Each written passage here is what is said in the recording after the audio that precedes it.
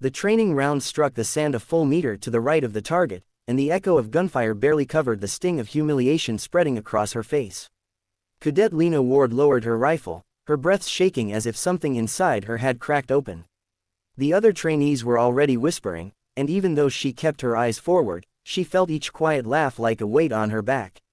She was failing every combat drill. Every single one. By the third week of the advanced program, rumors had spread that Lena, the former top of her class, the one who had dreamed of making special operations since childhood, was nothing more than a misjudged overachiever. Book smart, they said. Not built for real combat. And sometimes, at night, alone in the barracks, Lena feared they were right. This wasn't just training for her. It was her last chance to escape a life that had always told her she wasn't enough.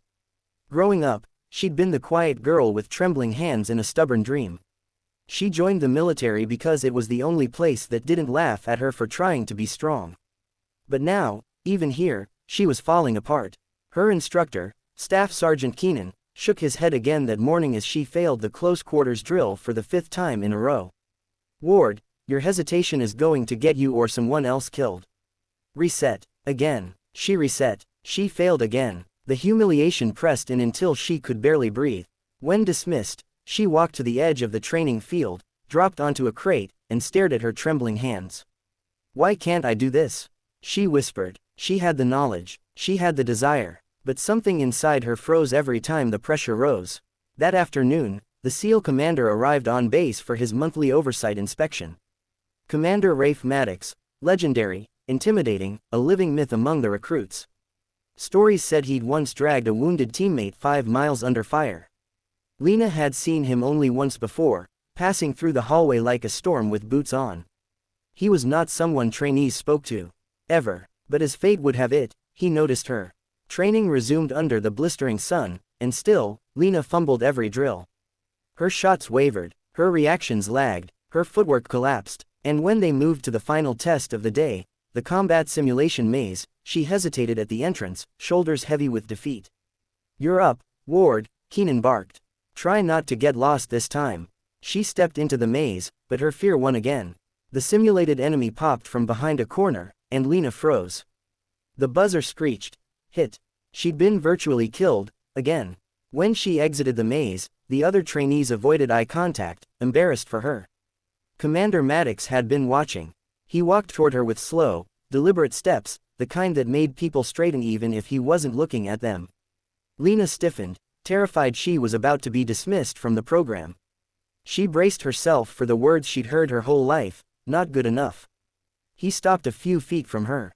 His face held no judgment, only a strange, thoughtful calmness.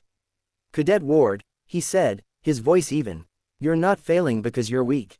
You're failing because you've forgotten who you are."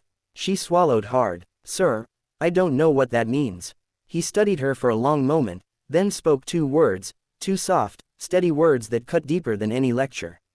"Stand tall." Something inside Lena stopped. Not her breathing, not her heartbeat, but the spiral of self-doubt that had wrapped itself around her since the day she'd arrived. No one had ever told her that. They told her to try harder, to run faster, to be smarter, but never to stand tall, never to stop, shrinking under the weight of her own fear. Commander Maddox took a step closer, lowering his voice. "I've seen you freeze before you act. That's not hesitation, it's fear you've carried from somewhere else. And it's dragging you down. You want to fight, then stand tall, Ward. Not just physically. In here." He tapped his chest. She didn't respond. Her throat was too tight. He gestured to the maze.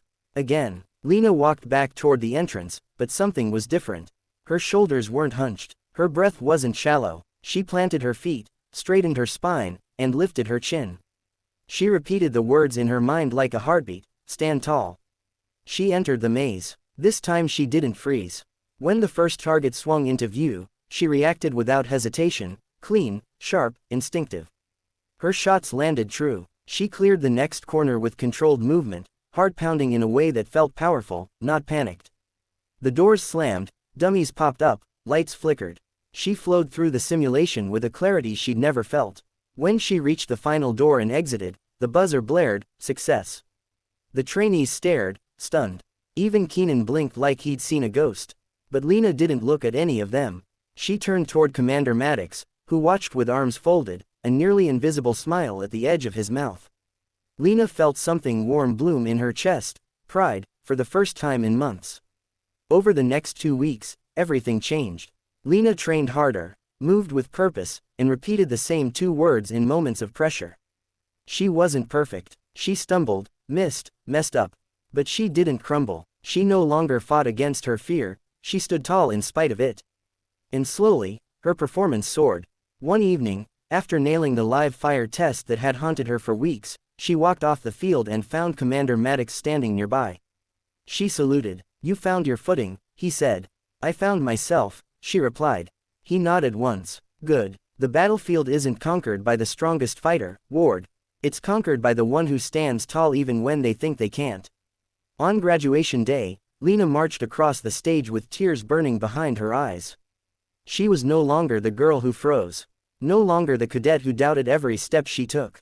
She was someone who had risen, not because she was fearless, but because she finally believed she deserved to stand among the strong.